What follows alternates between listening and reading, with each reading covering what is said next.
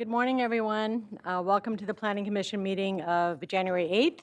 We begin our agenda by saluting the flag. So will you join me? I pledge allegiance to the flag of the United States of America and to the republic for which it stands, one nation, under God, indivisible, with liberty and justice for all. Thank you very much. We continue our agenda. Mr. Villalobos, do you want to do the TV coverage announcement and roll call? Happy to, thank you. And good morning to the Commission. Planning Commission hearings are televised live on County of Santa Barbara Television, CSB TV, Channel 20 at 9 a.m. in the South Coast, Lompoc, San Ynez Valley, Santa Maria, and Orcutt areas. Rebroadcasts of Planning Commission hearings are on Fridays at 5 p.m. on CSB TV Channel 20. Today's hearing will also be streamed live on the county's website as well as the county's YouTube channel and will be available for download in a day or two. Shall I move on to roll call? Please. All right, Commissioner Cooney, Here. Commissioner Bradley, Here. Commissioner Reed, Here. Commissioner Martinez will be absent today, and I believe we are expecting Commissioner Park to come in at some point. Very good. So, Madam Chair, I'm sorry, I totally jumped the gun. It's New I'm Year. going fast. We're starting 25 in fourth gear. Yes. So just as we look at the agenda, we do have those elections nominations. So the question is, do you want to proceed with those or wait till Commissioner Park arrives? We should wait. So I'll just continue on as vice chair, correct?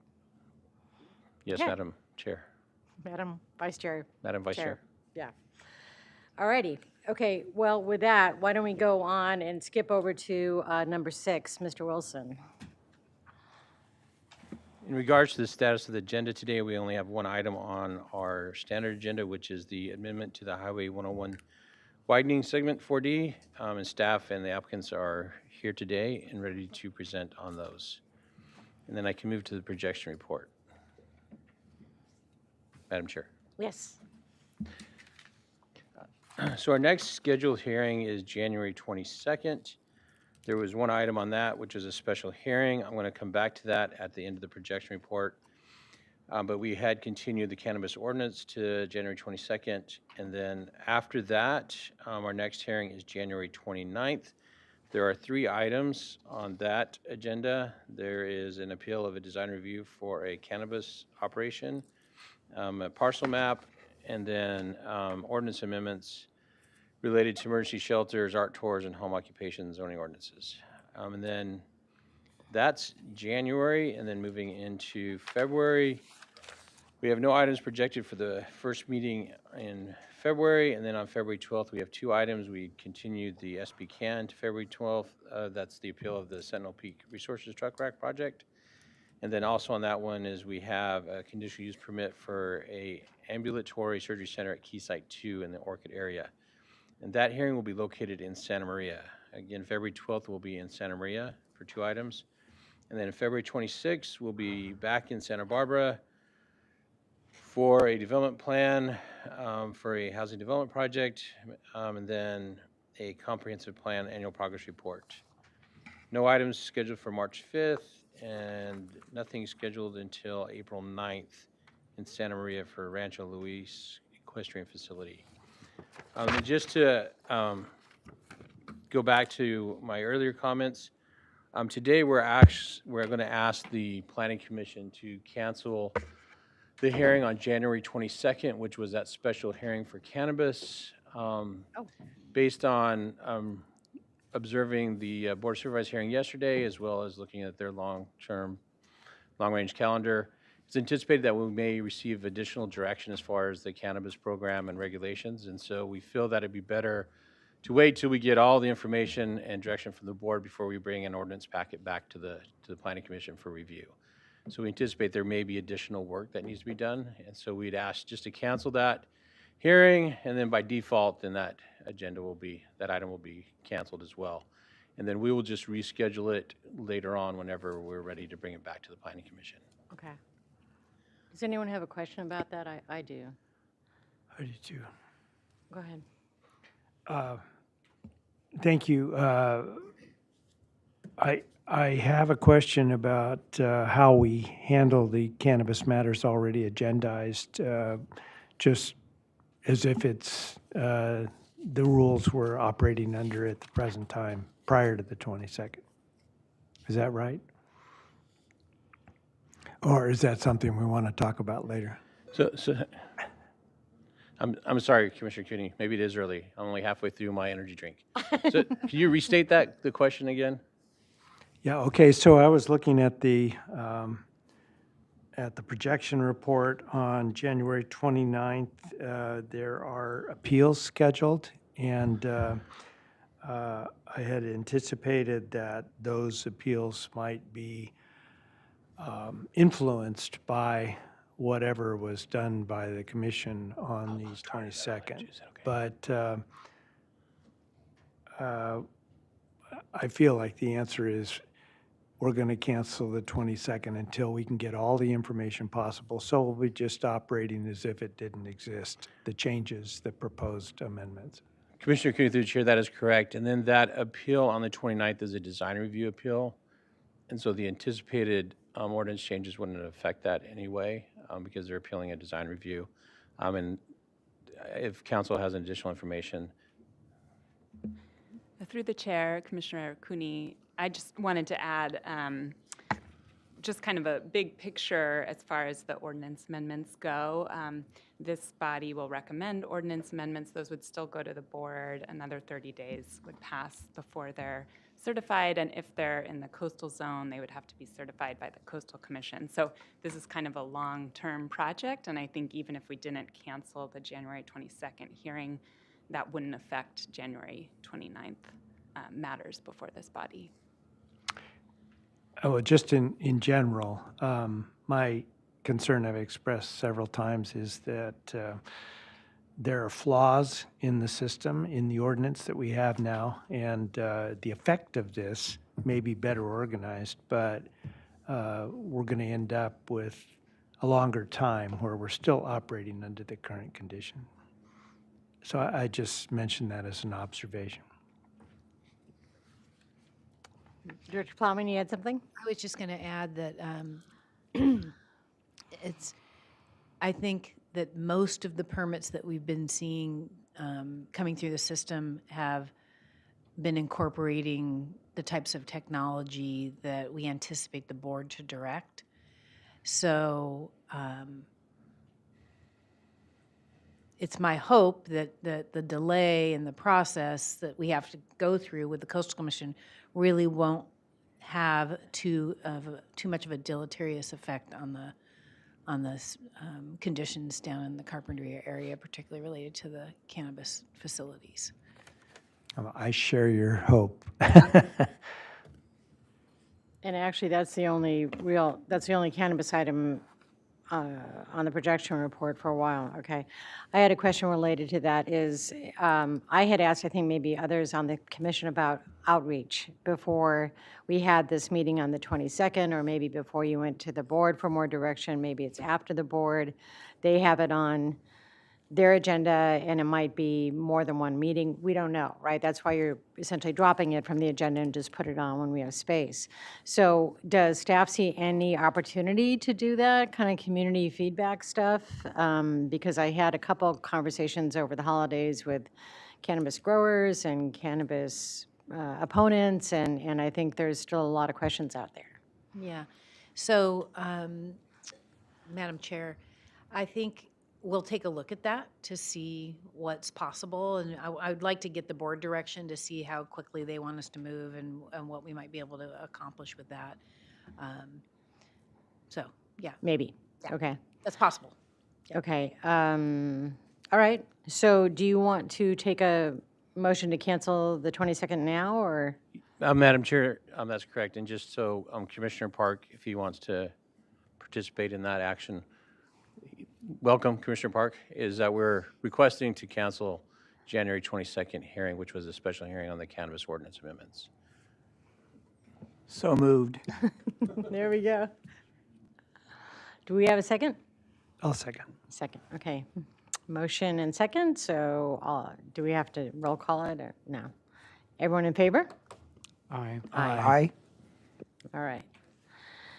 Thank you. Okay, so now we go on to our public comment, but before we do that, I want to recognize a new person on the staff table because we saw him in a different venue before. So does someone want to introduce him? Thank you, Chair, Commissioners. You may be familiar with Mr. Sean Stewart sitting to my right. Mr. Stewart spent about 6 years with Development Review here at the county, so he's appeared before this body numerous times in the past. He joins us now as an attorney, and we're thrilled to have him. He'll be, among other assignments, advising the Planning Department and sitting with this and other Brown Act bodies. So welcome, Mr. Stewart. I have to give him a shout out because one of his best presentations, one of the best presentations I ever saw was on the Halama Beach thing, and he actually put the Halama burger in his PowerPoint. I'll never forget it. So welcome, Mr. Stewart, as County Counsel. Okay, so let's go to the public comment. I don't have anything in front of me. Is there anybody online? Madam Chair, we have no requests online. Okay, thank you. So now we go to our informational reports. Does any commissioner want to share anything? Mr. Cooney, your light's still on. Madam Chair, I'm sorry, it just popped into my mind. Just for the record, I just wanted to point out that the commission we did receive a handful of letters, public comment letters, which I'll note in the minutes. Okay, thank you. That was my question. We had, and I reviewed these letters, so I assumed they were going to be here to talk about their letters in person, and that's not the case. So, the reason I included them as general public comment letters are simply because they're not agendized. So I think the majority of them were in response to the Commission's December action on the ordinance package amendments. And I spoke to Ms. Venegas Martin about this when I started getting the comment letters, and she told me that they had met, I believe a couple of the commissioners met with the group as well, and that they had been directed toward the board. And my understanding was that there were a handful of them that did attend the board hearing and provide commented yesterday. And as for the rest, one of them was regarding the cannabis ordinance, and the other one was regarding the wind energy project, but that's not scheduled to come back to the commission at any time soon. So I just put them on as general public comment letters so that they can be in the record. And I don't think that they had intended on coming back and speaking today. Thank you, Mr. Villalobos. Yeah, thank you for asking that. I had that curiosity too. Okay. Yeah, Commissioner Reed? Oh, I did have a conference with Leslie Weinstock and her group via Zoom relative to their feelings and their input, much of which is reflected in the letters of comment we just received relative to the telecom ordinance. Okay, thank you. Commissioner Park? Well, first I want to say to Commissioner Reed, I'm really glad you did that. So,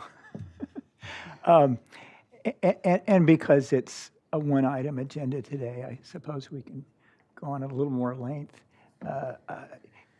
Commissioner Bradley, you mentioned the Halama Beach store, and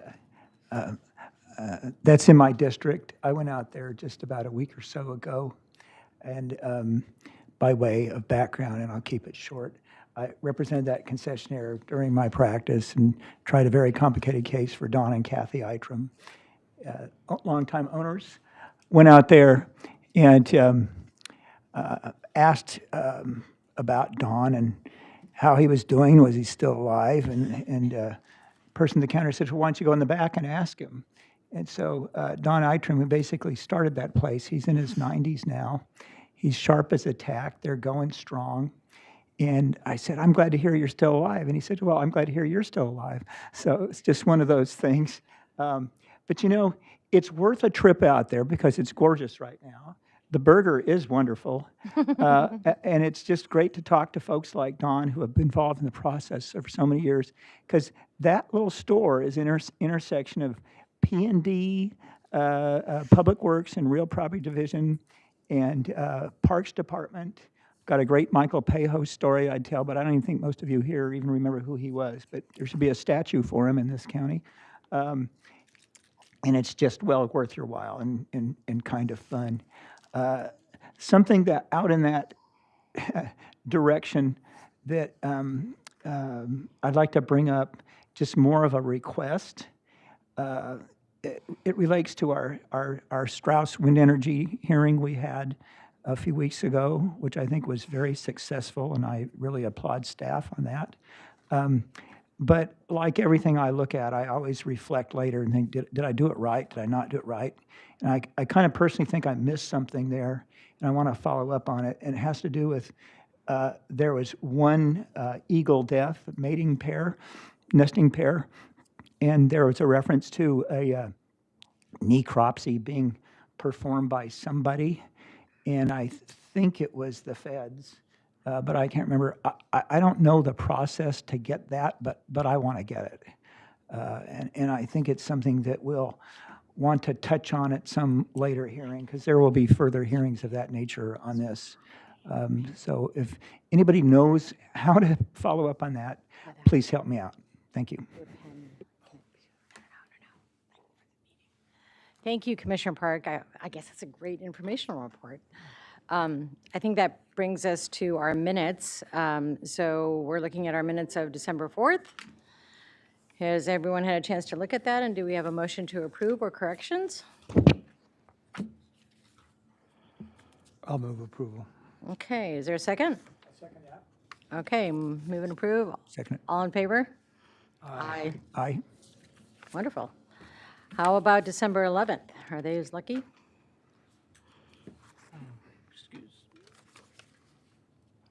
Oh, I'm sorry, yes. Oh, I just have a Reed. comment about the September 11th. I mean, I'm in agreement. I think they're accurate. I would also like to refer to one item in terms of the Strauss Wind Review. If you look at item 4, Golden Eagle productivity monitoring, which requires monitoring carefully of the nesting, any nesting pairs and their productivity, which could have some influence in satisfying what Commissioner Park just mentioned, but And I was thinking just that when I reviewed the minutes, so thank you for bringing that up. good. So that is in there. So with that, I would make a motion to approve those minutes.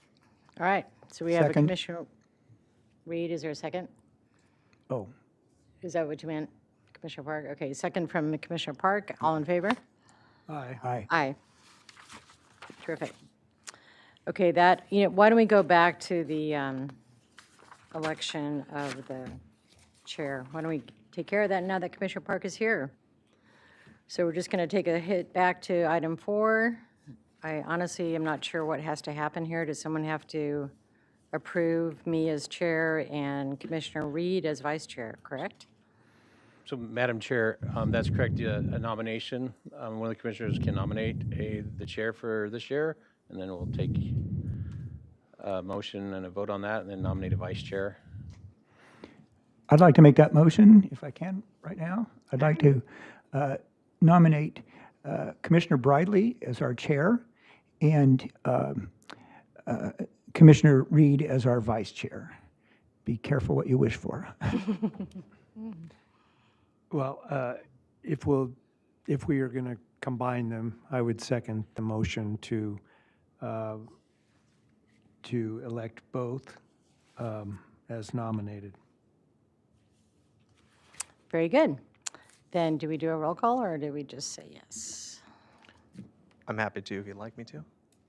Sure. Commissioner Cooney, Aye. Commissioner Park, Aye. It's always important to have roll call votes on controversial subjects. Controversial, yes.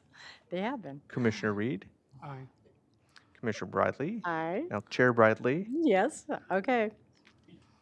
Thank you very much. Okay, we've taken care of item 4 then, so let's return to our director's report. So, Madam Chair, Oh, go sorry. ahead, Commissioner Cooney. Yeah, I had Commissioner Cooney? a question. One of the other housekeeping items, I think, is we have some sort of swearing in for our term as commissioners, or do we just skip that at this level? I mean, we've done it in the past, so I don't think it's necessary, but it's a question.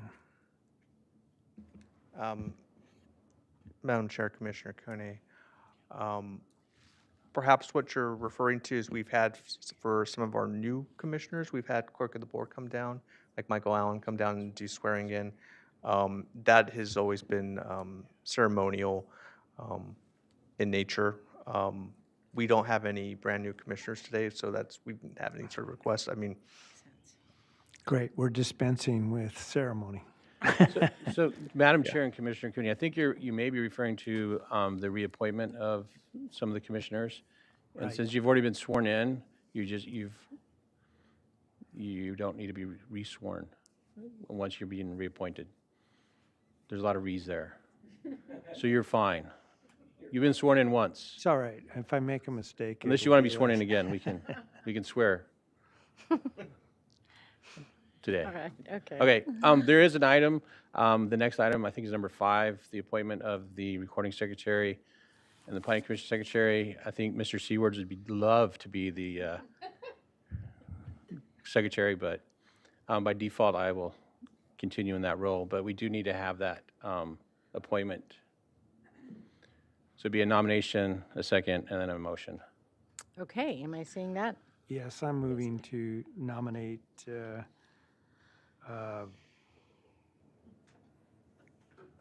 Jeff, looking for your name on, as continuing as our formal secretary. And David is to continue as the recording secretary? Good. I'll second that motion. Very good. I will wholeheartedly support it. Let's do a roll call on that, please. Commissioner Cooney, Aye. Commissioner Park, Aye. Commissioner Reed, Aye. and Chair Bradley. Aye, Motion passes 4-0. thank you. Okay. A lot less pomp and circumstances than at the board, and what a relief. Okay, so that brings us to our director's report. Well, Happy New Year, members of our commission. Nice to see you again. Can you believe it's 2025? Shocking. So indeed, yesterday we had quite a ceremony at the board. There was poetry and jazz band and speeches, and it was quite something. So I think everybody was quite happy with the ceremony, and we now have a new board member, Roy Lee. So we will be getting to know him and working with him, which will be enjoyable, I'm sure. The other item that came up at the board yesterday that is related to work that we do in the department is that HLAC had recommended that the Cold Springs Bridge be nominated as a local landmark. It was already a state historic structure and landmark, but the board supported the HLAC's recommendation to make that a county landmark. And then at the end of the day, the CEO's office presented the 5-year forecast to the board. And I think it was quite sobering for the board because we have been seeing sort of a leveling off of sales tax revenue, property tax revenue, bed tax revenue. And so while the county is in a good position for this year, and the first 2 years of that 5-year forecast, we start to see deficits in year 3, 4, and 5. So it's just, it's very, very hard to predict that far out. Bless you. But I think it's important for all of us in the county family and the board to be aware of what we think we're going to be seeing so that we can be very judicious about the decisions that are made and where money is being directed.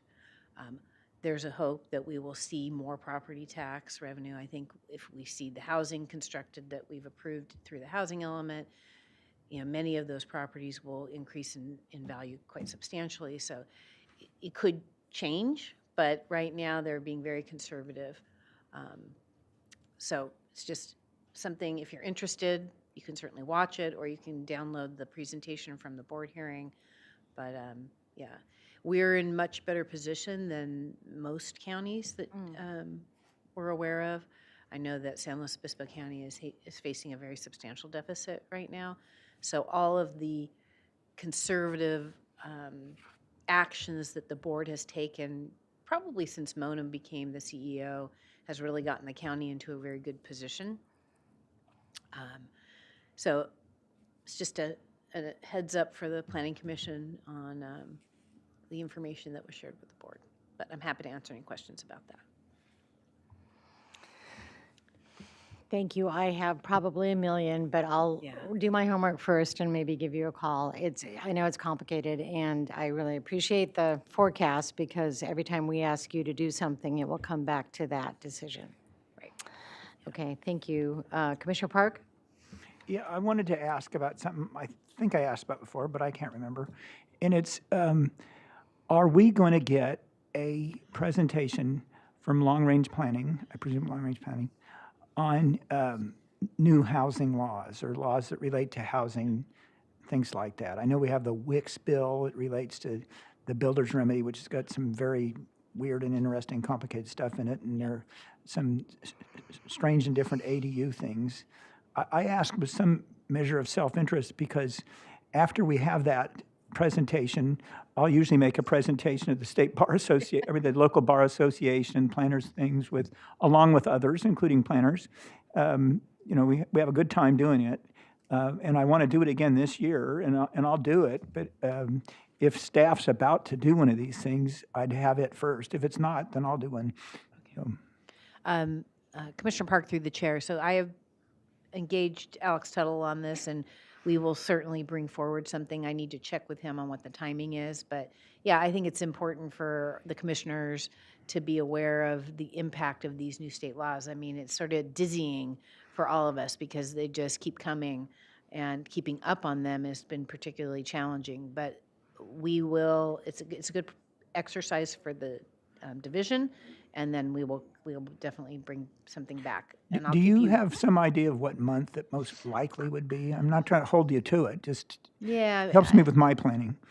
maybe February, Oh, really? maybe February, March. Let me check with Mr. Tuttle, and then I can circle back with you. Okay, well, if they want to do any brainstorming sessions, I'm glad to sit in and contribute. All right, super. Yeah, okay.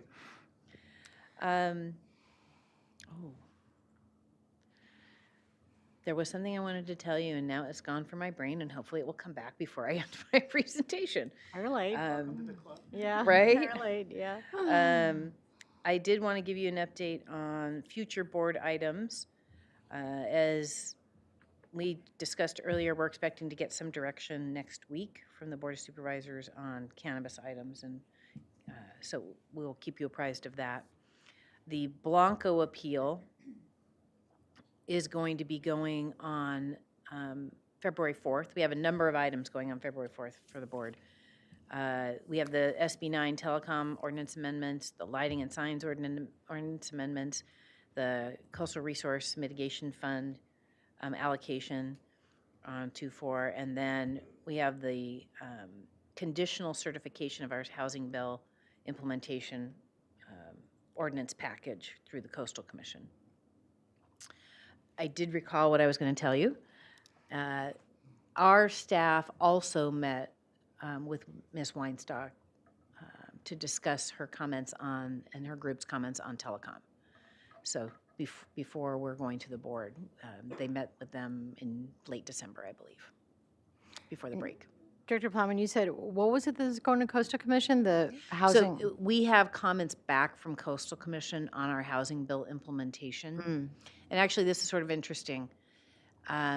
Because of the way the state law is moving in terms of stating that projects can only be held to standards that are objective, housing projects, the Coastal Commission wants all jurisdictions to rewrite LCP policies that are subjective into objective ones where possible. So they have inserted that language into our housing bill implementation package and are saying that they'll approve our, as long as the board accepts this modification, then our housing bill implementation ordinance packages effective. So it's kind of their way of sort of kind of reaching in and Yeah. trying to make changes. We don't have a time frame on it because we said it's going to have to be put into our work program, and there's a lot of items in our work program. But that is the direction the Coastal Commission is moving. And is your impression that they've done that with all the other counties too? This is their yes, finger They're in? going to be communicating that to all the other counties and cities, Okay. yeah, that are in the coastal zone. Keeping it in my brain. I won't say it, but yeah. Yeah. So, anything else? I think that's it. Oh, I don't have a date yet, but in February, later in February, the workforce housing study that the board directed Community Services Department to prepare, their housing division, will be being presented to the board. And I thought it was on the 11th, but I'm not sure, so I'll make sure I get that date to you at our next commission hearing. Okay. Thank I you. think that's it. Okay, very good. So let's proceed with our standard agenda. We only have one item, so Mr. Villalobos, can you read that into the record? Yes, thank you, Madam Chair. The following is a hearing on the request of the Santa Barbara County Association of Governments and the State of California Department of Transportation to consider the following: case number 24 AMD for approval of an amendment to approved development plan, case number 21 DVP 22, as well as case number 24 CDP 23. And after considering the environmental review documents, including the addendum dated August 2024, together with previously adopted South Coast HOV Lanes Project EIR, determined that as reflected in the CEQA findings, no subsequent environmental review, no subsequent environmental impact report or negative declaration shall be prepared for this project. Thank you. And with that, we ask for ex parte communications from other commissioners. Do anyone have those? No, I just talked to staff. And with that, we go to our staff for a presentation. Mr. Schmuckel. Good morning, Chair Bradley, members of the commission.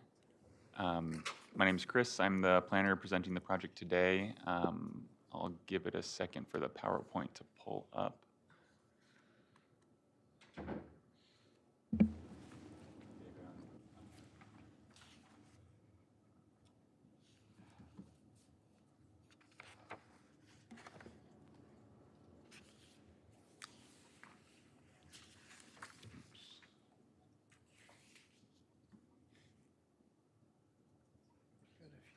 Yeah, that's my other I screen. know, I'd be lost. Let's see. I think we can make this work. Okay. Okay, there we go. So Caltrans and SB CAG have been working on the Highway 101 in Motion plan, which will widen the 101 by adding a high occupancy vehicle or HOV lane in both the northbound and southbound directions. Segment A was completed and segments B, C, D, and E are currently under construction. The Segment 4D project through Montecito was approved by the Board of Supervisors on April 4th, 2023, and construction started in the summer of 2023. This project included new HOV lanes, new bridge improvements, new concrete pavement, barrier walls, and landscaping.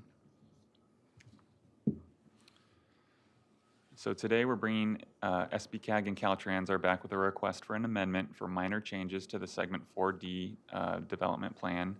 The changes include maintaining the existing channel walls at Oak Creek, Romero Creek, and San Ysidro Creek instead of widening the creek and installing bulkheads.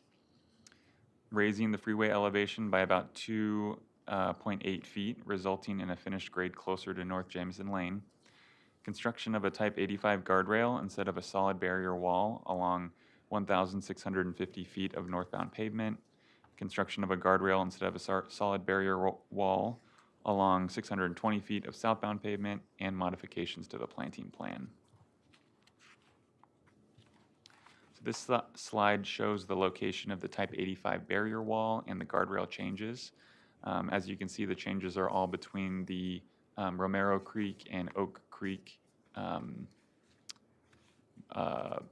bridges. And The next slide is going to show a rendering of what these changes will look like. So as you can see on the right, the Type 85 barrier wall is similar to is used in other parts of the freeway corridor, specifically in the Carpinteria and Summerlin areas. So this development, for the environmental review, this development plan relied on a 2014 EIR, a 2017 revised EIR, and in addition, addendas were prepared in 2018, 2020, 2021, and 2022. For this amendment, Caltrans prepared and approved a 2024 addenda incorporating these project changes. The addendum shows that the project will not generate a new significant environmental impact or worsen an identified impact to the point where it would be significant. The project is also consistent with the comprehensive plan, including the Montecito Community Plan, and staff reviewed the project and found that it's consistent with all the policies, including those related to adequate services, aesthetics, and biological resources. The project is also consistent with the Article 2 Coastal Zoning Ordinance, including the environmentally sensitive habitat development standards and the transportation corridor wetland overlay. The project is essentially in the same location as the previously approved development plan and will not impact any resources that were not already reviewed and mitigated by the previously approved project. So staff recommends that the commission make the required findings for approval of the project, consider the environmental review documents, and determine that as reflected in the findings, no subsequent EIR or negative declaration is required, and approve the project, case number 24 AMD2, 24 CDP 23, subject to the conditions included in attachment B. And that concludes my presentation, and I'm available for questions. Thank you. Commissioners? Commissioner Reed? Yeah, I have just a kind of a general question. Again, I'm a North County person, I'm fairly familiar with the geography down here, but the area, in this area, raising the road bed, 101, 2.8 feet, is that the same area that during the mudslide event, the other was essentially flooded and remained a lake for a period of time? Commissioner Reed, through the chair, so this area is within the special flood hazard overlay area, and portions of it were impacted by the debris flow. And so the project is proposing to raise the elevation compared to the previously approved development plan. So compared to what existed on site at the time of the debris flow, it's going to be pretty similar. So the development plan, they were proposing to dig farther into the freeway bed, and so now what they're proposing to do is to not go quite as high, quite as deep. So in the event of a very significant raining event, the likelihood that the freeway would be covered with water will be reduced by this, or it'll make no difference? So this, Commissioner Reed through the chair, so this project will increase the bridge widths in the areas. So the bridges themselves will be built to meet the 100-year flood capacity. However, the existing channel walls are being left in place because the upstream and downstream conditions of the creeks in the area have not been improved yet. So those creeks haven't been widened, and they're not able to accept the wider flow that a 100-year flood could have. So if the likelihood of a flood happening, in this area is still possible in the interim condition until those improvements have been made. However, this project is conditioned so that it will not exacerbate any flooding issues in the area. So that's one of the reasons why there aren't any impediments, vertical sound walls, things like that, that would block the flow of floodwaters. All right, thank you. Commissioner Park? I have a number of related questions. I'm going to apologize ahead of time because I'm sure some of the commissioners and other people in the room would like to say, let's get this done in 10 minutes and go have a latte or something. But I think it's a major project. You folks have done a lot of work on it. I think we want to dot all the I's and cross the T's and get into things. So my questions relate to just what Commissioner Reed referred to in the 2.8 increase in height of the freeway on some parts, and that's a maximum, I know that, and its effect on noise, what's in the addendum for the EIR, and then some question on our process, because I have to make findings, or the whole commission does, it's not just me, that we can back up. So with that, let me jump into it. First, preliminary basis. The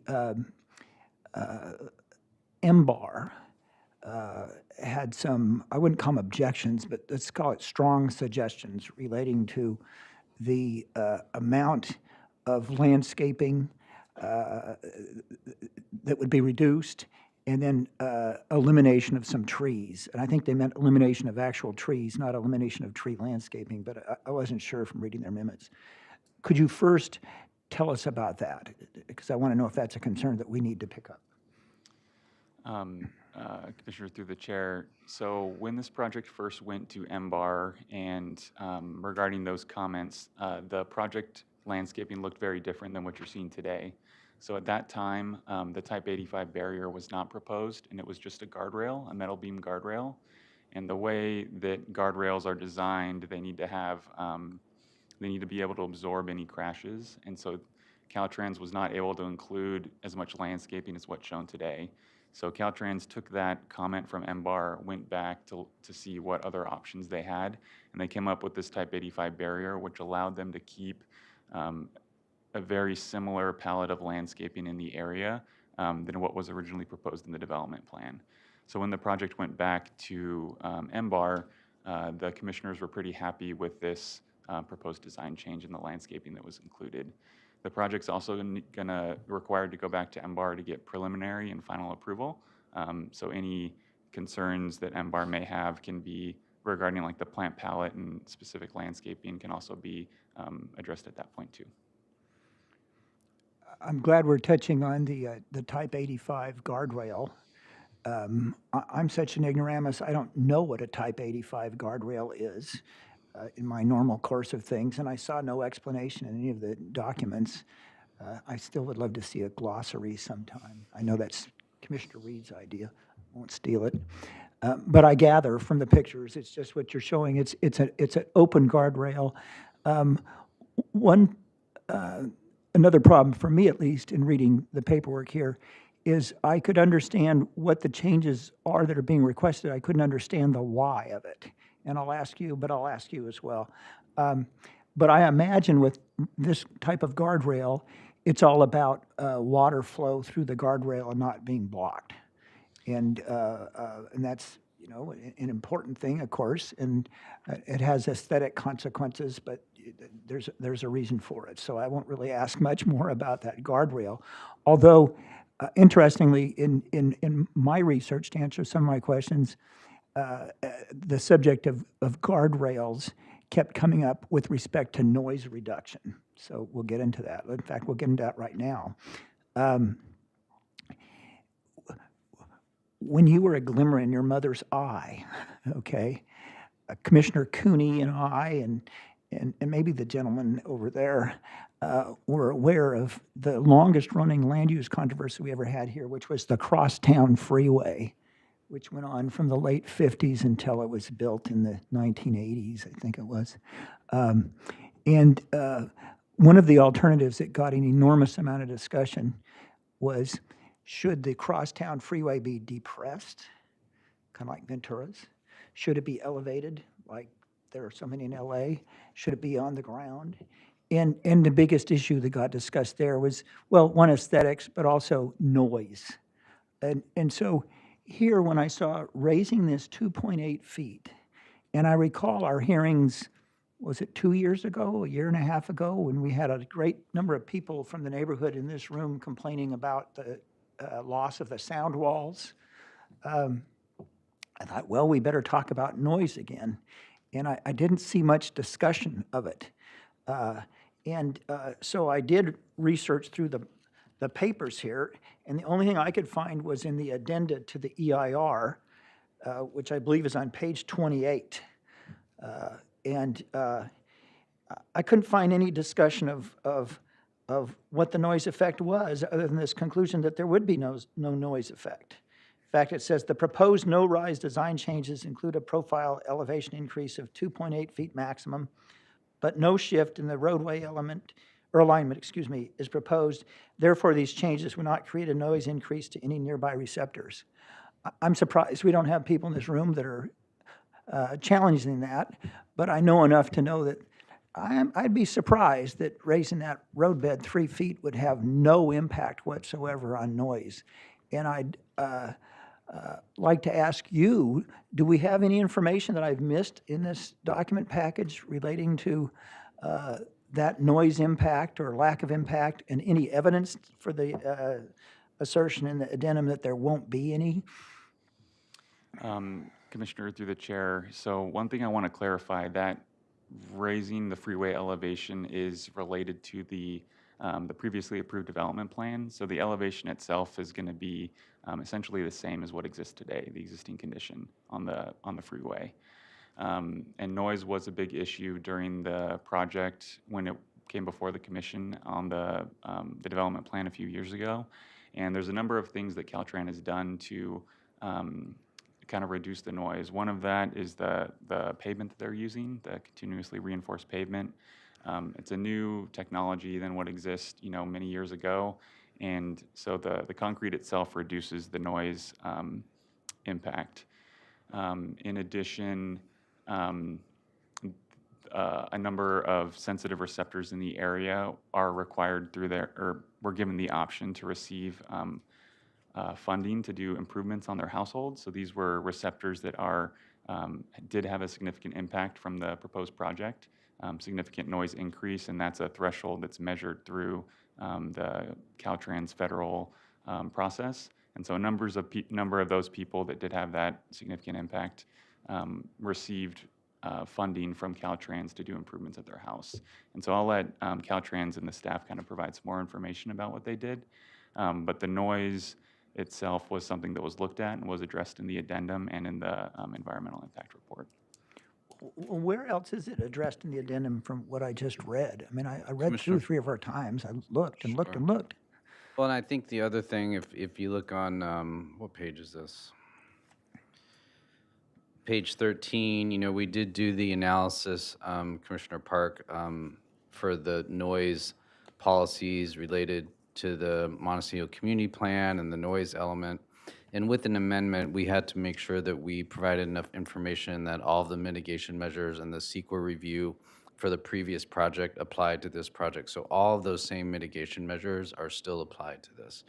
The noise analysis done for the big project that's already been approved, we had to make sure that it still fit for this, what we considered to be a minor change, and we were able to make that connection in the addendum and with the policies. I appreciate that, and let's back up a little bit and look at the why of this, or actually not even the why first. Let's look at what the proposed change is. I think you just said that the proposed change in the permitting to go up 2.8 feet it essentially brings it to the grade level that it already is.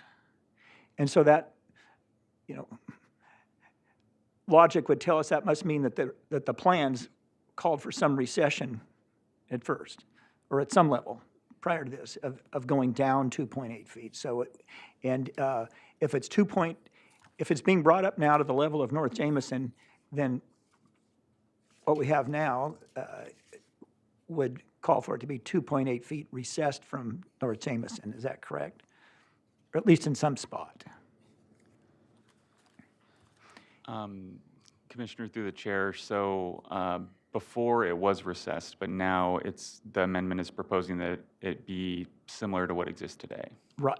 I think we just said the same thing. Good, thanks. And I appreciate hearing that it's to bring it back to the level where it already is, but the change that we are to approve is going from recessed to some level to that level. But one thing I couldn't tell is what is the length of this 2.8 foot increase in height? If it's a maximum, as it's referred to in the papers, it might only be for 10 feet, I don't know. Or it might be for 1,600 feet. And I don't know if you can answer this or the Caltrans folks, but I'd like to know that. So that tells us what we've got. And then, of course, I want to know, well, why are we doing this change anyway? What's the point? Commissioner Park, I'm wondering if, these are really, really good questions. Maybe could we continue it after the applicant's presentation? Because I think they might be able to touch on some, especially the why, and some of those details. Are you okay holding the answers until after that?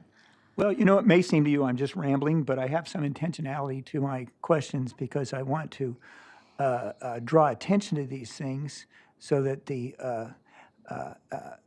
applicant can be aware of this when they make their presentation.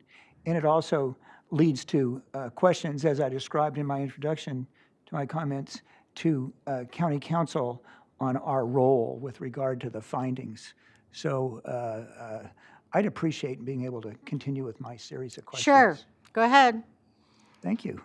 Commissioner, through the chair, so I'll let Caltrans get into the specific length of the freeway elevation. My understanding is that it's a gradual change and it's not going to be occurring over the entire freeway segment 4D area. Though, as for the why this amendment is before us today, since this project was approved, updated FEMA maps have been released, and Caltrans, in order to meet some of the conditions of approval set forth by the County Flood Control Department, including the requirement that there be a no-rise in the freeway elevation of the project, needed to do some additional analysis. And the results of their analysis basically brought this project forward. So they needed to essentially meet that no-rise requirement, and that was part of the reason why they needed to raise the freeway elevation and then also keep the creek channels in place and do this type 85 barrier, which is an open barrier. So that's the why, but if you have any more specific questions about that, I'm happy to answer.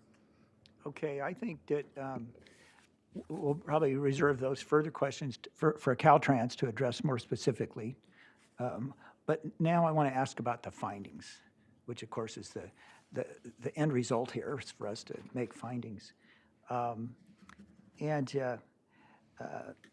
first finding I want to ask about is 1.1.1. We're in the CEQA findings, and it's the consideration of the addendum. And apparently one finding is that we need to find that the addendum, together with the prior EIR documents, is adequate for this proposal. And as you can probably tell from my question, I think the addendum doesn't have much specificity on the reasoning behind the assertion that there will be no noise impact of this increase. But what I want to ask about is the respective roles of the agencies here for the addendum. The addendum's certified by Caltrans, right? So we will not be voting today, as we usually do, to certify an addendum or an EIR, because that's not our role in this unique circumstance where it's a state project and the state has provided the EIR and certified it themselves. Am I right? Commissioner, through the chair, so if you look at the recommended action, the county is essentially saying that, too far. The county is essentially saying that the EIR and the addendum that were previously certified by Caltrans are adequate for this project, and that no additional environmental review is required in order to make the findings and approve the project. Okay, so if I believe that the commission does not have sufficient information in this addendum, I can vote no. Okay. Chair and Commissioner Park, though, I would say that you're looking at the addendum and the prior EIR. Right. Both documents, yeah. Right. Well, all the It goes addenda without and the saying. prior EIR, yeah. But I think we would not have the same latitude to sort out what should be or shouldn't be in the EIR as we would if it was when we were certifying ourselves. Is that right, or is that wrong? We are certifying it. I don't, Commissioner Park, I don't know if right or wrong is a good way. I mean, the work, we're not the lead agency, so that's, I think that's the distinction you're trying to get at here. Yeah. Is this adequate? Is the work that another agency did and adequate? So it's not exactly the same as you finding as a lead agency, but I mean, again, I go back to what Ms. Liu said. I think we heard the previous project and the EIR and all the mitigation measures that was approved. The county signed off on that EIR. This addendum takes just the delta change of what's proposed and analyzes that change and say, does it fit within this EIR that we already approved? And was there any need for any new mitigation? And, I think we did provide enough evidence for that, but I understand if you feel, you can vote no if you don't feel there was enough evidence for that. Well, I think that the practical point of this for me is if this was a private applicant and we were certifying the EAR addenda, I would probably be pushing for more work to be done. But I think since it's Caltrans that's certifying it, it is what it is, and we either find stuff's in there or not. But let me go on to something else I think addresses the same thing but in a different way. If we go to administrative finding 2.1A.5, that's our infamous one we have for all development plans and CUPs, that the project will not be detrimental to the health, safety, comfort, convenience, and general welfare of the neighborhood, and will not be incompatible with the surrounding area. And if we had a flock of residents here telling us, don't approve this project, it's going to make a huge amount of noise increase and all this and that, and we were to agree that should be explored, then notwithstanding who was the lead agency and who certifies the addendum, I could still say I have discomfort in making this finding because I think there's a noise issue that has not been resolved. Is that correct? I think This probably makes Mr. Stewart wish he never went to law school. No. I think, Commissioner Park, I think what I'm needing to understand is, are you talking about just the proposed change in the project from what was approved, or are we That's talking? exactly. I'm focusing on the 2.8 foot, basically 3 foot raise. increase, and the lack of information I see as to the assertion that it has no noise impact, and what findings I would make. Yeah. Go ahead. Do you want to say something? I just, Chair and Commissioner Park, one clarification I want to make is that the EIR didn't find that there was no noise impacts. It did find that there are impacts, and it applied mitigation measures. So what the addendum is saying is that the change is not creating an impact that's significantly more adverse than what was already identified. No, And no, there were I already understand that. impacts and mitigation measures identified. So what would have to happen is that it's a new impact. The already identified mitigation measures are inadequate somehow and to mitigate them, but there was already a significant impact identified and mitigation measures identified to reduce those impacts. So I just wanted to clarify that it's not just that it wasn't found that there was no impact from the project overall. No, but the addendum basically states, and you can read it right there on page 28, that there's no impact, no additional impact from raising it 3 feet. And I'm a little skeptical of that, and I don't want to be guessing. We're not here to pin the tail on the donkey. We're here to address the evidence that's in front of us and make a reasonable conclusions about is it adequate and what it means. And so I need a little bit more, and maybe I'll get it from Caltrans. But at least I'm just trying to focus what the issue is and show that we do have jurisdiction at least to address this issue through the findings that we need to make. And with Thank you, that, Commissioner I'll Park. finish my questions. Appreciate you, Chair, letting me ask my questions. I think they will help actually move it along, if you will see. Okay. Thank you. Commissioner Reed.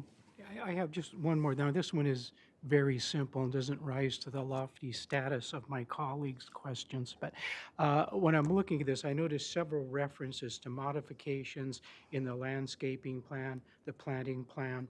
There are also, several references I know to maintenance of the relatively same distribution level of native plants and oak and specimen trees. But as I look, and I looked again earlier, for almost any other sort of project, we get a plant list, a plant palette of what exactly is going to be planted and where, just for reference. And looking at this beautiful rendering of the plants, and to a North County person, it is indeed beautiful. We're used to having Caltrans give us, if we're lucky, maybe a scrawny, myoporum or two, or if we're really lucky, maybe a toyon. But when I look at this, it looks great. But looking at the rendering, I can't tell, are these strawberry trees, the upright thing with the red bark, or is it red yucca? I have no idea what the planting palette will be. And indeed, some elements of that, what shrubs you're going to plant and where, can have an influence on noise, those sort of factors, and certainly aesthetics. And I find no reference to that at all. So I'm hoping perhaps Caltrans in their presentation can enlighten us on what the actual palette will be, the plant list for the project. So with that, I'm done. Commissioner Reed, we'll see what we can pull up. I think you didn't have the privilege of being here for the original project. It is super well landscaped. I hope we can find something for you. I think I've never seen a freeway look as good as what was approved, but we'll try and find something for you. Yeah. Commissioner Reed, the applicant's landscape architect is also available to answer some questions too and provide some description of the changes, and I'll work on getting the landscape plan pulled up. Thank you, Mr. Schmuck. I had one related question. Your staff report, thank you for including the MBAR minutes, but then there was a epitaph that 2 of the MBAR members were going to somehow follow up with the planting palette. Is that, it still has to go back to them for final review of the palette and layout, right? Commissioner Chair Bradley, yes, the project does need to go back to MBAR for final review of the landscape palette. And Caltrans did meet with the members of the subcommittee, and essentially what came out of that meeting was that the project, the applicant team was hoping, or the MBAR members wanted the project to focus more on larger trees. And so Caltrans was able to make some changes and actually upsize some of the Monterey cypress trees that were proposed. So the landscaping is very similar to what was previously approved in the development plan. And when we go back to MBAR, we'll get more specific comments. But as far as mitigation ratios, number of oak trees, the project is still meeting the mitigation ratios required by the conditions of approval. And these landscaping changes are not something that we see as a major change to the project. Okay, thank you. Okay, with that, let's move to the applicant presentation. Do we want to take a quick break? Why don't we do that? Just quick body break. Let's do I'd appreciate it, but 10 minutes. Actually, 5 minutes. Can we live with 5? Break? it won't happen, but you Okay. can say it. 5 minutes.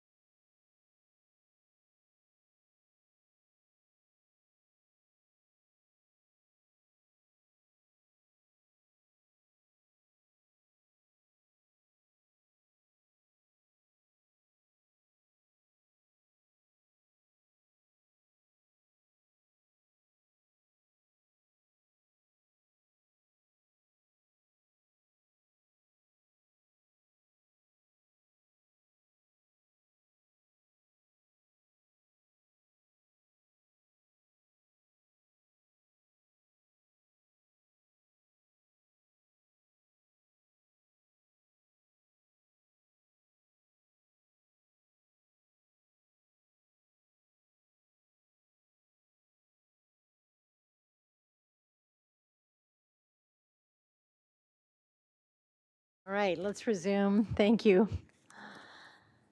Okay, so now we're with the applicant's presentation. Mr. Luna, and please state your name for the record. Happy New Year and good morning to the Planning Commission and Chair Bridley. Congratulations. It's good to be here. So yeah, Fred Luna with the Santa Barbara County Association of Governments. We're representing the Highway 101 team. Today we have a few additional members as they come up, or if they're going to be answering questions, they can introduce themselves today. But essentially, we've been working in a partnership on this project for a number of years, as you know. And it was approximately 2 years ago, we were before your commission presenting this project. So I know you see a lot of things, and we're happy to see this as an opportunity to answer some of those questions, some of which Commissioner Park had asked. You know, some of that is, I think in big picture, and as we were listening to your comments, that we want to convey is that the change presented to you before is just a small part of the overall project that had already come to the commission previously and when our findings were made. And so the amendment really focuses in, as your staff has already indicated, a change in what was previously planned profile. And the why question at that time was we were originally planning to reduce the profile to improve what they call stopping sight distance, which is really if you're traveling on the freeway and cars or there's congestion ahead of you, you're able to see it a lot better. We're still able to meet a federal standard for that, but we had to raise that to comply, as Mr. Schmuckel indicated, with the latest FEMA maps, because we're held to that constraint that there should be no rise in the whole corridor, and water can't spill over from different watersheds. And so that was something as to really the why. There was a lot of homework that went behind this over probably a year and a half since we first got an indication that FEMA was going to change the maps, and then when they were actually released this last spring, we delved into that quite significantly. And so I just wanted to kind of say those remarks at the beginning. Some of the questions that you asked, we'll be able to respond to the plant palette list. Ms. Ayers, who's here, we have a slide that will show that, and we can describe that essentially there's really no change to the plants that are shown on the rendering. Some of the questions that were raised by the subcommittee of MBAR were more related to other areas of planting, and they were kind of wanting to kind of add larger sized trees. And so we thought, yeah, we can incorporate that change now since planting is still a number of years off. And as Mr. Schmuckel indicated, we still need to go back for preliminary and final for MBAR. Mr. Luna, can you, I remember this from other feedback from the community. Can you remind us about the creation of the subcommittee with MBAR for this project and maybe how many meetings you've had? Because that's unusual for a public works project that you had such a deep dive with the design review board, correct? So are you, maybe if I understand, the design review team originally that formulated? No, not your design review team. Okay. How you worked with the subcommittee of MBAR for additional review and collaboration. Yes, and so there were, I'll just preface that, my understanding was there were a couple new members who hadn't seen the project originally when it was presented to MBAR, and so we were happy to entertain a number of questions. They had a lot of similar questions as this committee did and the Montecito Planning Commission did as well, but they, the landscape architects on that board wanted a little better understanding, maybe separate of how some of the decisions were made about the conceptual plant palette and how the arrangement of plants and the size of plants. Not understanding maybe, and we had an opportunity to explain all that regarding the mitigation ratios because we had to adhere to that as well. And so that committee was formed, and I think there was just one meeting that was held. And we received their comments. We were able to address most of them, but not all of them.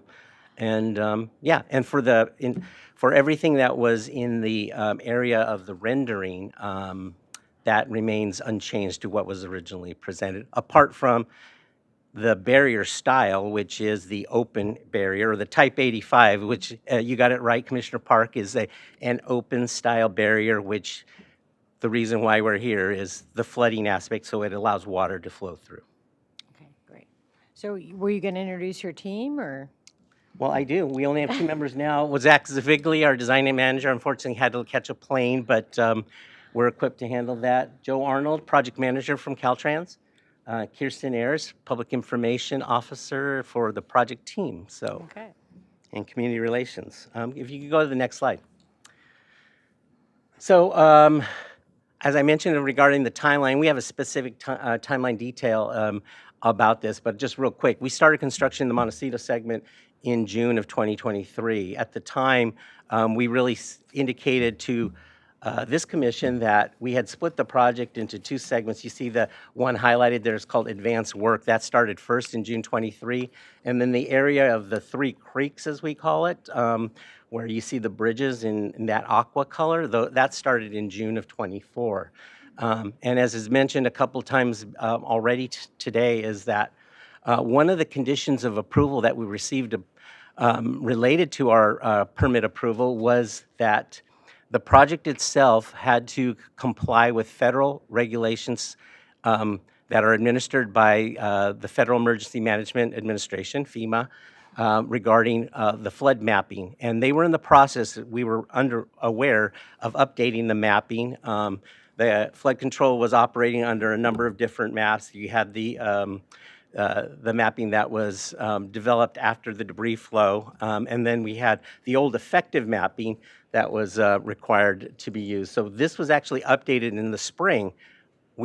So if you look at the time, and we were already in construction in one area, we weren't in construction in the Three Creeks area. So we had the nimbleness to respond to that. We quickly mobilized our project team, worked with flood control to develop the analysis and design solutions. And really the only thing, as you have heard before, to keep the water and meet the no-rise requirement was to change the profile or the grade of the Highway 101. We looked at about 24 different solutions regarding drainage and pipes and all kinds of things.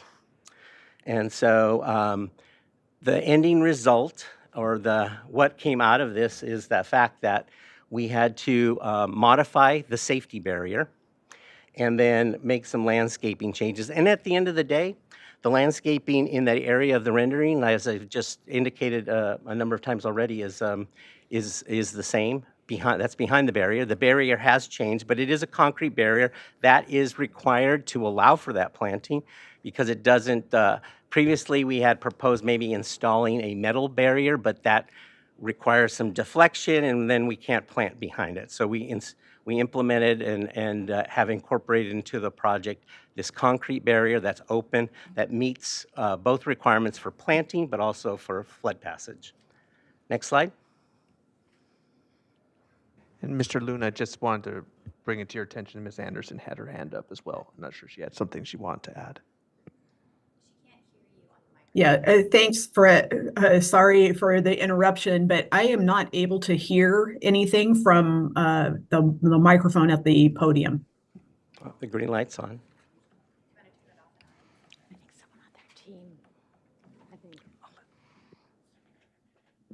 All right, we'll get you one of the portable mics.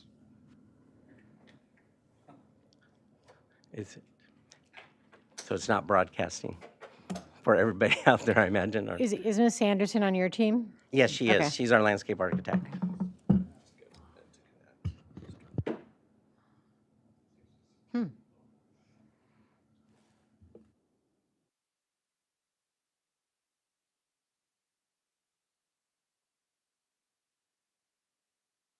And I'll check in with our TV staff about the mic. Okay.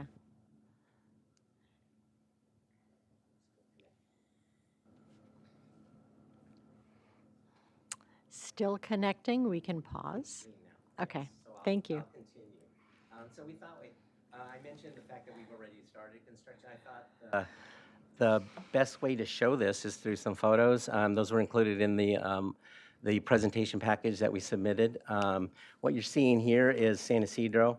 And so essentially, you're seeing the construction of the structure at San Isidro. And you can see in the foreground where there's a couple workers there, one in orange, one in yellow. That's the abutment wall that was poured, and those were outside the original walls of the creek. So for future expansion. Remember, one of the purposes of the project to create additional flood capacity in the future when all the impediments downstream are removed. So we built those abutment walls outside. That was one of the small changes that is included in this amendment, a different construction technique that allows for that future removal of the walls in a much easier fashion going forward. And then just recently, yesterday, the girders were placed on top of there. And so work continues on that. Next slide. And then this is Oak Creek. So this is the creek that's furthest to the north. This one shows the most dramatic increase. You can see the narrow opening at Oak Creek. And then the concrete on either side is really the top of the structure or the box culvert or the bridge structure that's being rebuilt. And so it essentially widens about double. And so again, that will be blocked until future downstream hydraulic capacity is made available. Next slide. So I'm going to ask Kirsten Ayers to come up, and she can walk us through the timeline of how we got here today. Good morning. It's nice to be here with you all today. So a lot of the questions that you brought up, we're going to answer right here on the timeline as to why we're here today. So if you look on the left, we, as part of the permitting process back in 2022, went to the Montecito Planning Commission and reviewed the entire project and got their comments, and then came to your body in the fall of 2022, and that's where we received approval after a hearing. And that was for the entire project. So that included the original EIR and all the addenda up till then, which there are quite a few. After that, the project was appealed to the Board of Supervisors. That occurred in the spring of 2023. They denied the appeal and upheld your approval. And with that started the conditions of approval. So the things that we have to do after we get your approval as a project team before we can start construction. So details with county staff. So we started that process. Complied with that, and started construction in June of 2023. One of the conditions of approval, which is standard for a freeway project with bridges, is to comply with FEMA requirements.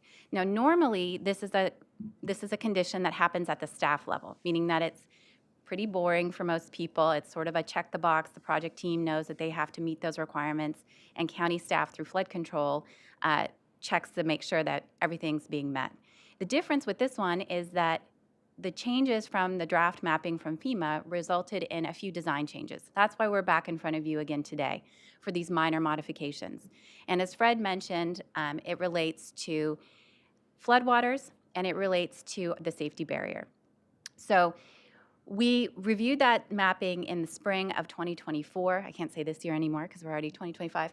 Spring of 2024, we reviewed that and spent a couple of months making those design changes, both to the freeway profile and to the safety barrier.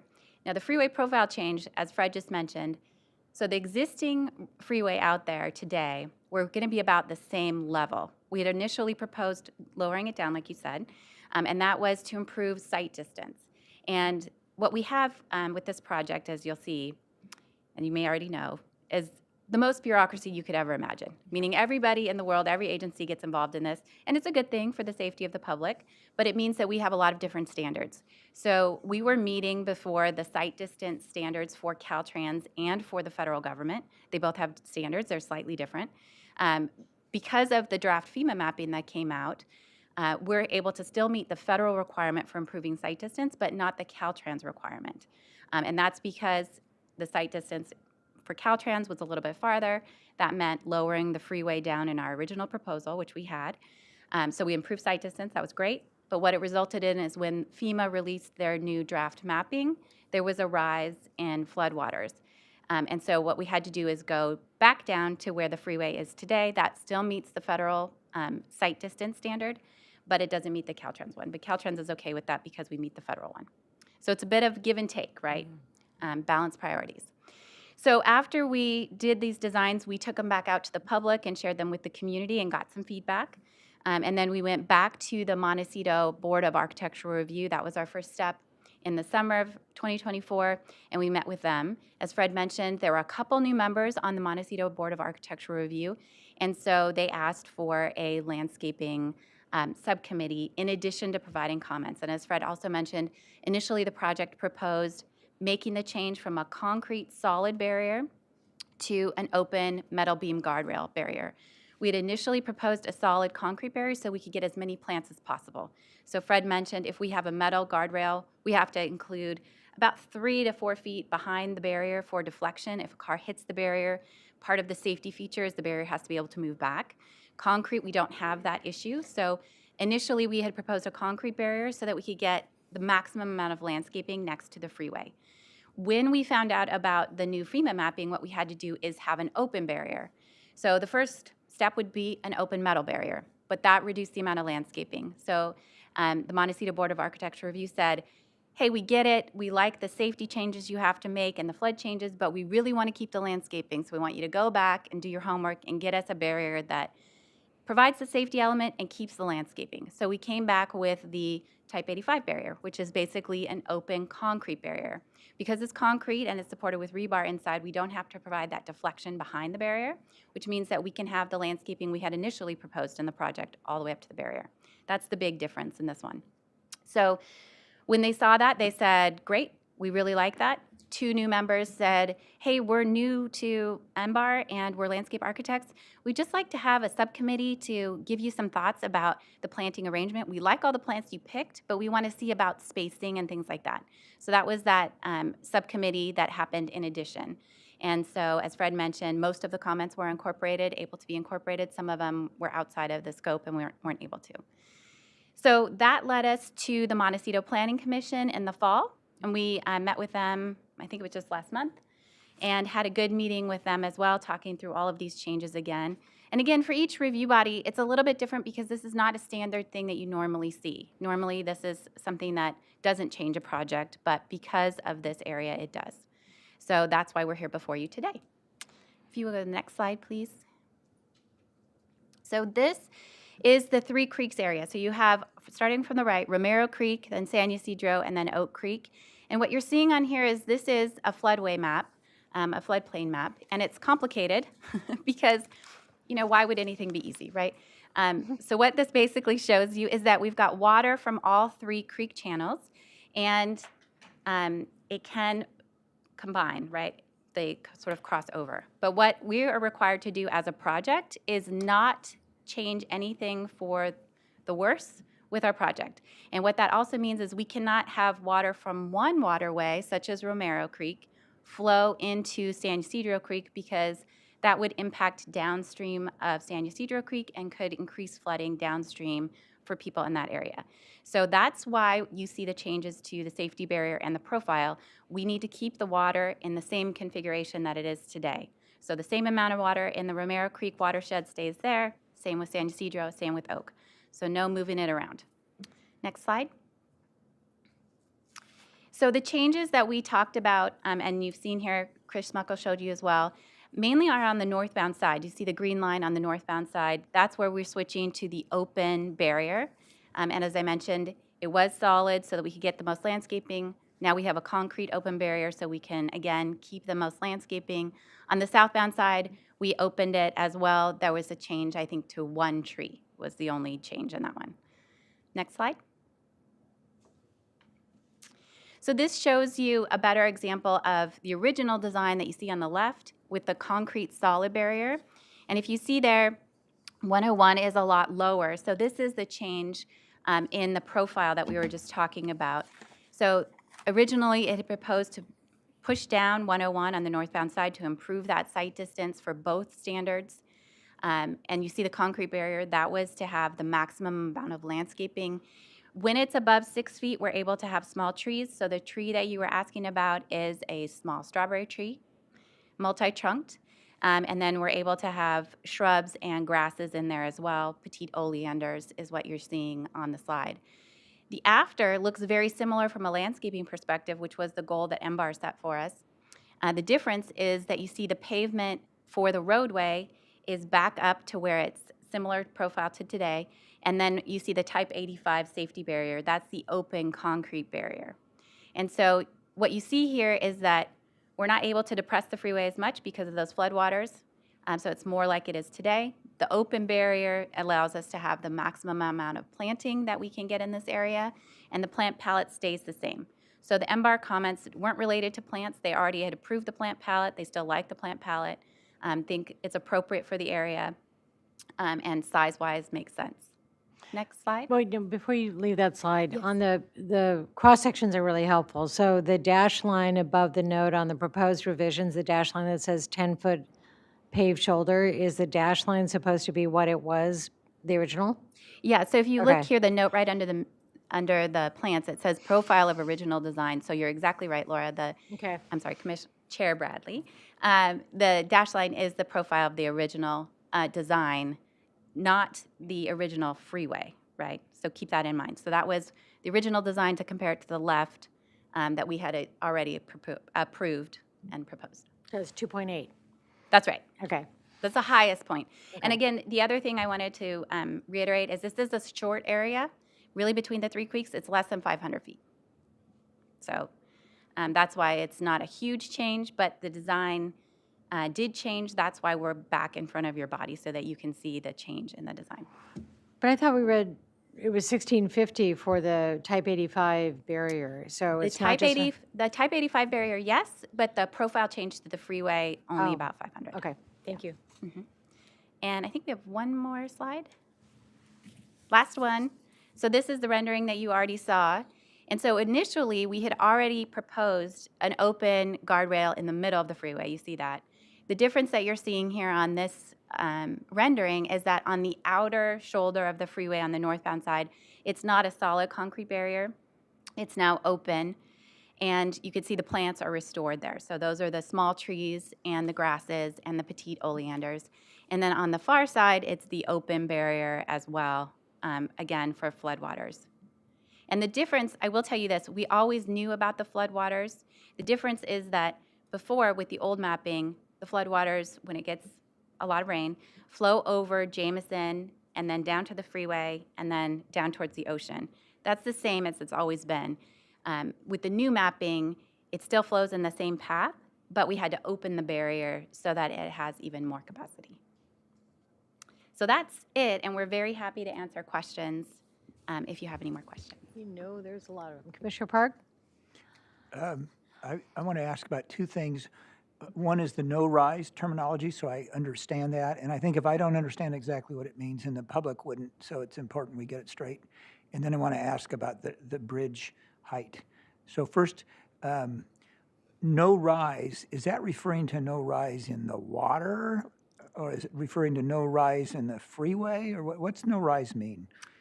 So it's Commissioner Park through the chair. The response to that is it's a comparison of pre-project versus post-project conditions, and the requirement being that the project can't introduce a water surface level rise. As you're doing hydraulic modeling, you kind of get this heat map, for lack of a better term, of areas where there's rises and lowering. And so if you can think of an iterative process where the team is kind of maneuvering with the design and the roadway elements, and some of them change some components of areas where water tends to seek its own level. And so ultimately, after several months of that type of analysis and different design solutions, we came to a design change that resulted in a no-rise condition. And when we say no rise, that absolutely is a zero. Like the tolerance for FEMA is a zero rise. And so that,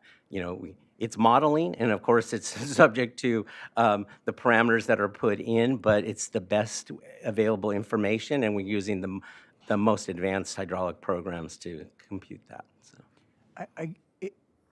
It seems intuitive to me, but it may be wrong, that if I had the depressed freeway down 2.8 feet, that would be more room for the floodwaters, and it would be more easily meet the no rise in floodwaters condition. But perhaps, as Ms. Ayers was going through, we don't want communication of waters between the different creeks. That's And exactly if we're down 2.8 feet, we might get that communication from Marrero over to San Ysidro, and literally, even though we have a lower freeway level, we have a higher flood rise. But I don't know, you tell me, is that the way to look at it? Or what does no rise mean in relation to the alteration of the level of the freeway itself? Yeah, Commissioner Park, through the chair. I think you characterized it accurately, is that we're considering the water spreading out among watersheds and then also beyond the borders. And you also look at impacted residents, maybe is anybody additional, any business or any type of residents also affected by that? And so all that is calculated in that.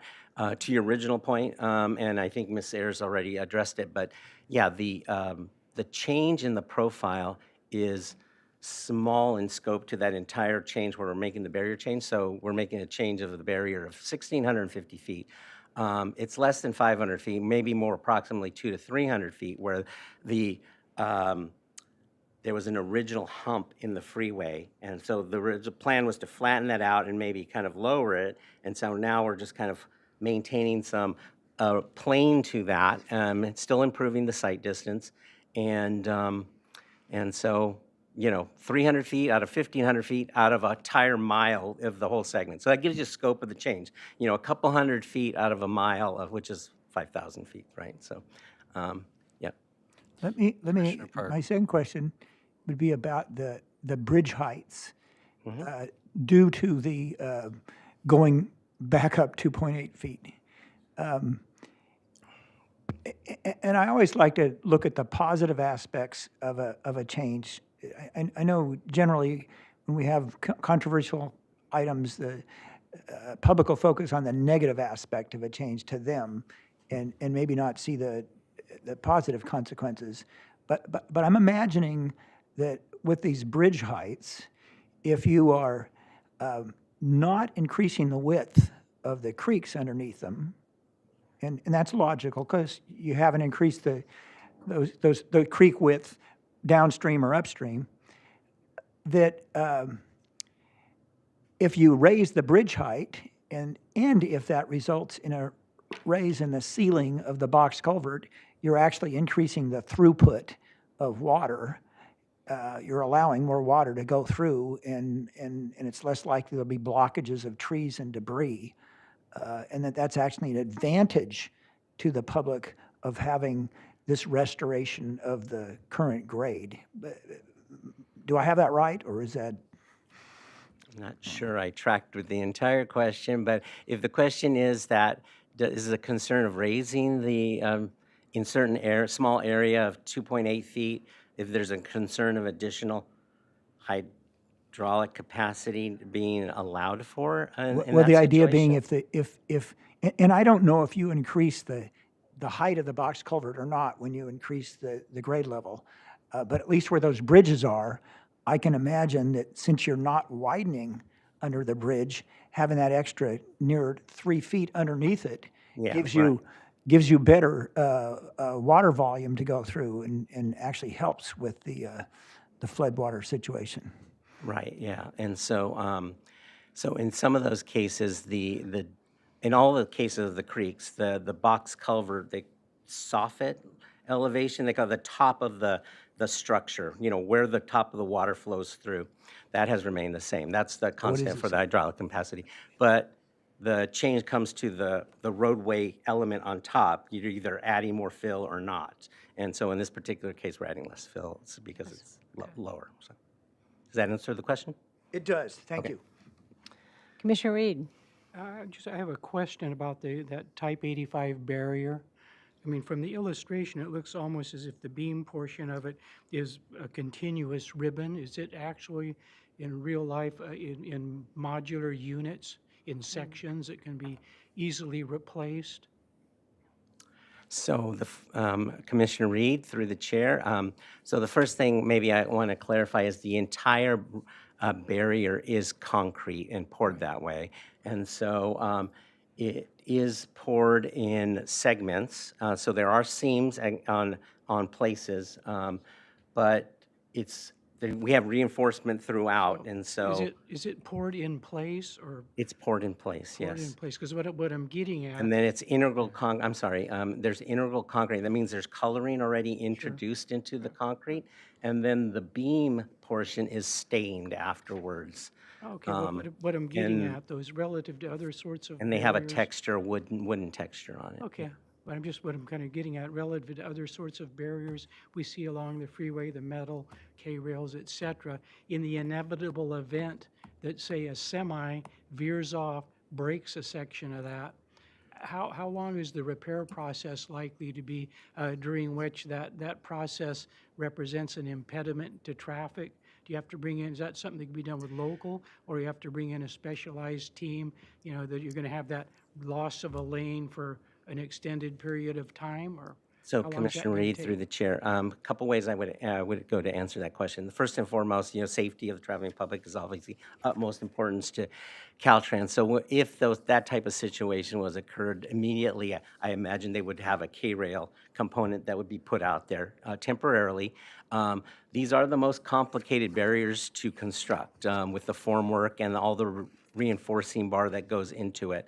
And so, there would be some time. The design is a standard design, so, they would just have to create a plan for that and then implement that. If it's during the course of our project, we're obviously more nimble to respond to that, but if it's post-project condition, then that would probably require a little bit more time. Yeah, I was just hoping that at some point, if a repair is ever necessary, it wouldn't take an inordinate amount of time with the reduction, the right lane closed Yeah. and the resulting bottleneck and impedance to traffic. Definitely when the work would start, then there would have to be some allowance for crews to get in there and build it. Definitely. All right, thank you. Appreciate the K-rail reference, though. And in a Commissioner Kennedy. post-project condition, there would be 3 lanes, I was, just reminded. So we would have that ability to take 1 lane, and we'd still have 2 additional lanes. Commissioner Cooney. Yes, thank you, Madam Chair. Mr. Luna, it's very helpful to get this background and piece it together because, we still have scars from our neighbors impacted by the whole project. And as a constant user of the Three Bridge portion of the freeway, I'm really interested in it finishing so it's a safer trip than it is now with semis on both sides and moving back and forth and drivers unfamiliar with the roadway causing braking and so forth. So I think there's a significant incentive to finish the project. Do you have an estimate as to all of the work that you're presenting today in terms of adding to the time frame? I do, and I'm happy to report. And as I mentioned in my opening comments, this is not the fact that we didn't want to see you again with the amendment in place, but it gives us an opportunity to give you an update on the project. And so when we were last here 2 years ago, we hadn't yet secured funding for 2 other portions in the corridor, the 40 South segment, which was outside the advanced work area you saw in the graphic, and then a Santa Barbara segment. Right. All those are being constructed in conjunction with one another from a traffic control standpoint, even though they're 3 separate contracts. Caltrans has a contract with Granite Construction for all 3. They're on the same timeline, and the timeline is we hope to have those all open by the end of 2026. 2026. So yeah, the end of I can say next year. That includes the Santa Barbara section that's not in the county purview? A portion of the Santa Barbara section, Chair Bridley, is from Olive Mill to Hermosillo. That was funded recently. So there is only one portion that remains unfunded. That's from Hermosillo North. That includes the Cabrillo interchange. And we have applications in right now, and we hope to hear on that, on whether we get funded on that by June. Okay, right, great. Yeah. I probably have questions about some of your exhibits, but it's not necessary. I understand everything. Okay, seeing no other questions from the commission, is there anyone from public comment? This is alarming, happily alarming. Madam Chair, I have received no speaker slips, and there are no hands up online. Well, who would think that? Okay, then we opened and we closed the public hearing portion of the meeting. And then we go back for responses from staff to anything you heard in the public comment that had no existence? We don't have any comments, but we're happy to answer any questions if there's any additional ones. Okay. Are there any other questions, or are we ready to go to deliberations? Okay. Oh, sorry, Commissioner Cooney.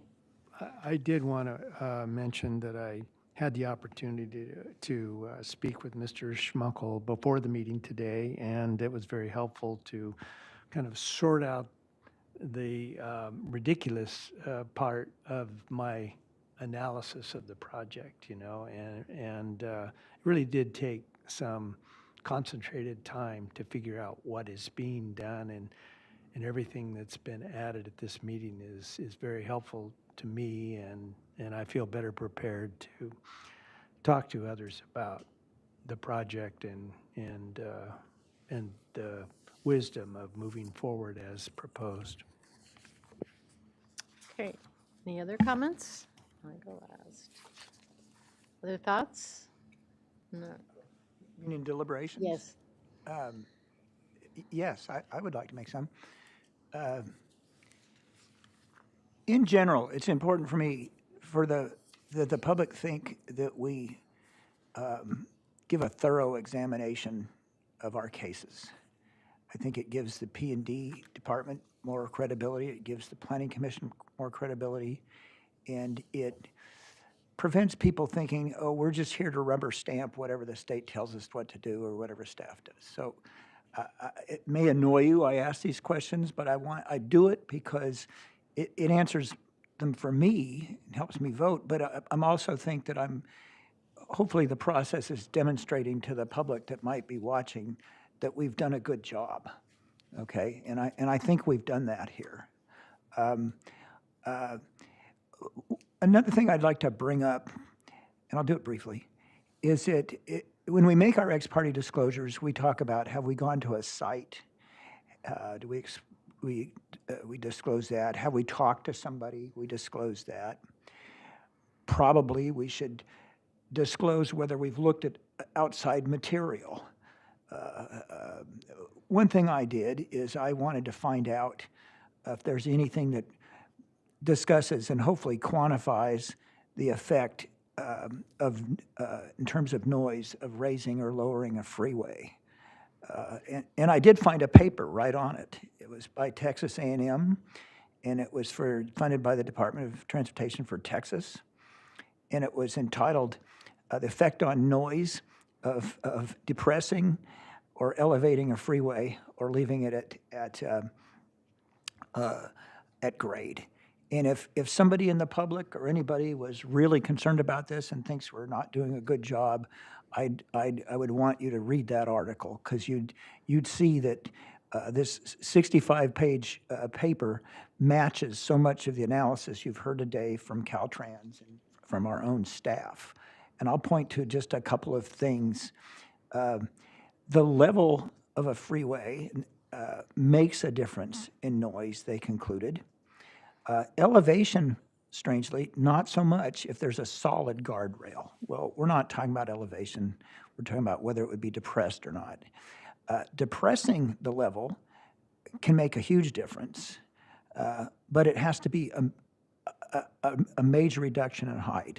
So if you go down 3 meters or 10 feet, it's essentially an 11 decibel drop, which is, cutting the noise in half. But this was never going to be one where you're going to reduce it by 12 feet. You're going to reduce it 2.8 feet for a few hundred feet.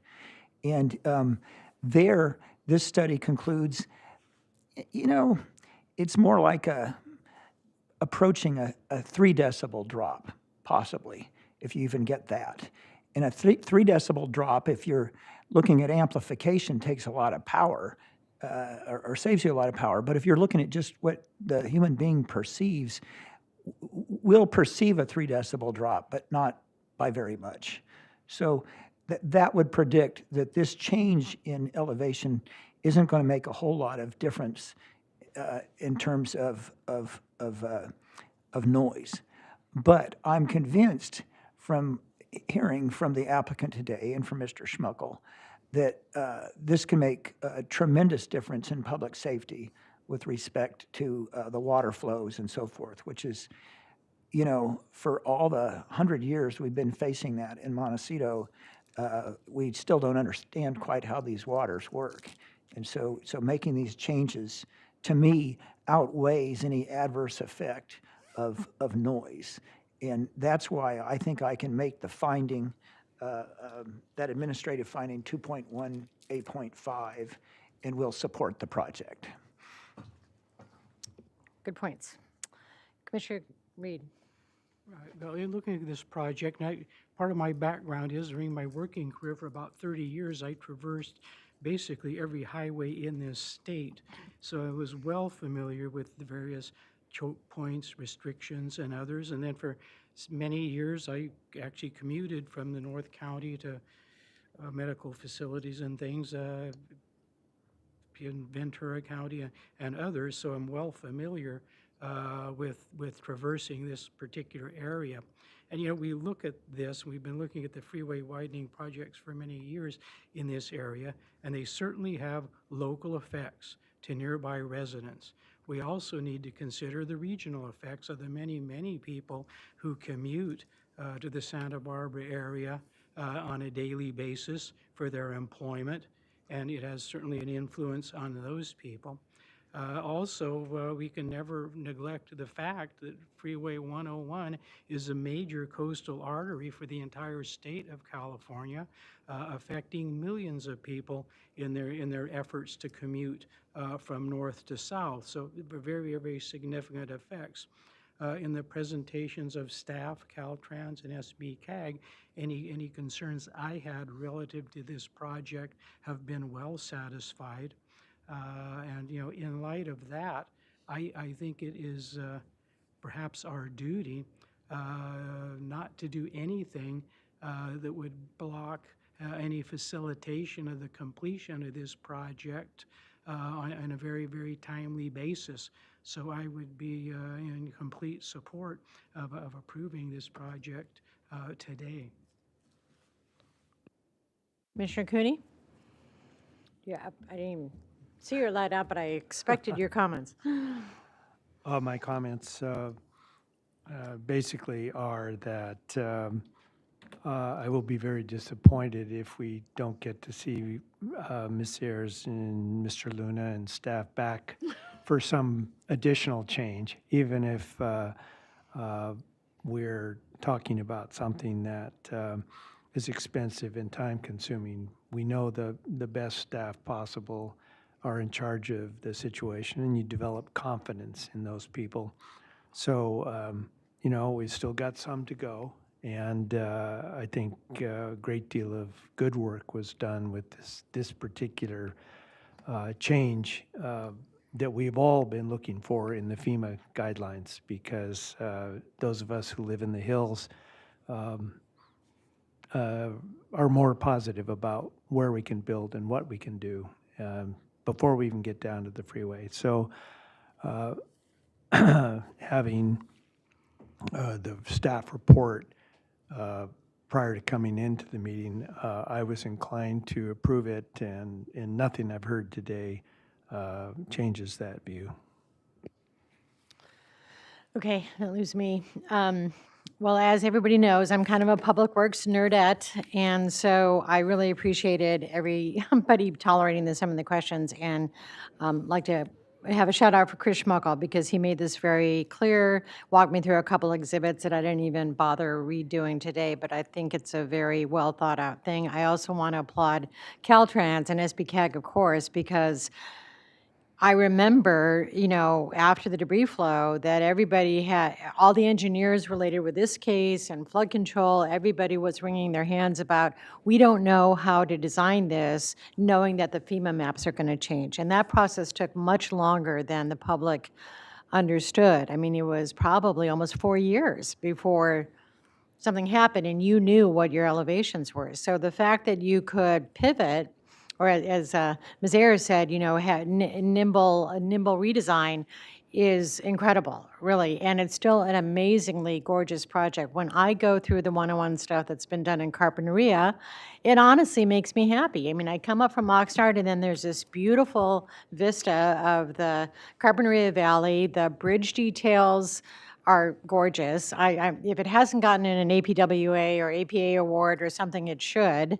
And I think this is going to be in the same quality and stature. So I also have to remark that because we don't have a single person in public comment, I don't think it's just project fatigue, which could explain some of it, because we are all at hearings, and I remember hearings even before was at the Planning Commission at the Montecito Association, where the room was booked, and everybody was freaking out, and everybody wanted their sound walls and everything else, and you can only do so much. As Commissioner Reed said, and I couldn't agree with him more, there's a balancing act with these public works projects, which is hard for members of the public to really grasp. You're doing something for the next 50, 80 years to serve hundreds, millions of people, millions of people. It's really not like the house next door. It's not, even though I can't blame for one moment anyone who had concerns early on in the project. But I think the team did a wonderful job of addressing those as best they could,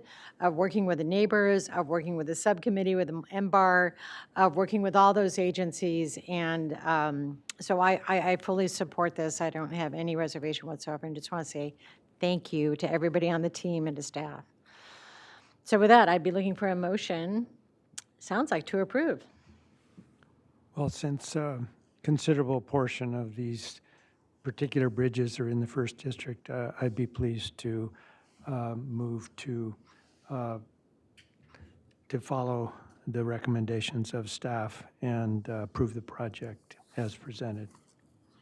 Would the commission let me second that, since I'm such a public works nerd? Okay, I'll second that.